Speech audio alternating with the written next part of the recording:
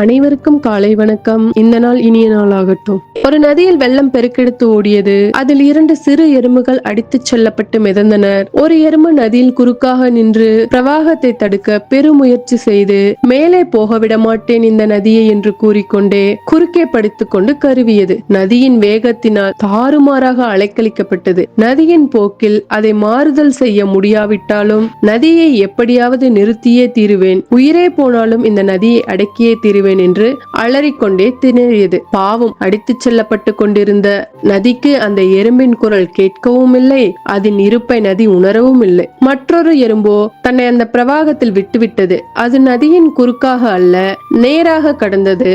நதி போகும் திசையில் மிதக்க வசதியாக அது தன் மனதில் தான் நதிக்கு இடையூறு செய்யாமல் இருந்தால் போதும் என்று நினைத்துக் கொண்டது. இந்த இரு எறும்பை பற்றியும் நதிக்கு தெரியாது, எறும்புகளின் போக்கை பற்றியும் தெரியாது. நதிக்கு எந்த வித்தியாசமும் இல்லை. ஆனால் அந்த எறும்புகளுக்கு இருந்தது. நதியுடன் ஓடும் எறும்பு நதியின் ஓட்டத்துடன் ஓட்டமாக ஓடிக்கொண்டே இருந்தது. நதியுடன் போராடும் எறும்போ வலியும் வேதனையும் துக்கமும் அளக்களிக்க உடம்பெல்லாம் ரணத்துடன் ஓடியது. நதியை ஒன்று ஏற்றுக்கொண்டது, மற்றொன்று எதிர்த்து போராடியது. போராடினால் வலி, ஏற்றுக்கொண்டால் விடுதலை. இதைத்தான் பரிசுத்த வேதாகமத்தில் நீதிமொழிகள் 14:22 தீமையை யோசிக்கிறவர்கள் தவறுகிறார்கள் அல்லவோ, நன்மையை யோசிக்கிறவர்களுக்கோ கிருபையும் சத்தியமும் உண்டு. ஆம் பிரியமானவர்களே, வேதாகமத்தில் நாம் பார்த்தோமானால், வருத்தப்பட்டு பாரம் சுமக்கிறவர்களே, நீங்கள் எல்லோரும் என்னிடத்தில் வாருங்கள், நான் உங்களுக்கு இளைப்பாறுதல் தருவேன் என்று கர்த்தர் சொல்கிறார். நாமும் என்னுடைய பிரச்சனைகளை நான் பார்த்துக் கொள்வேன், என்னால் அது முடியும் என்று தம் சுய பலத்தை சார்ந்திராமல் நம்மளுடைய கவலைகளை எல்லாம் ஒரு பாதத்தில் இறக்கி வைத்துவிட்டு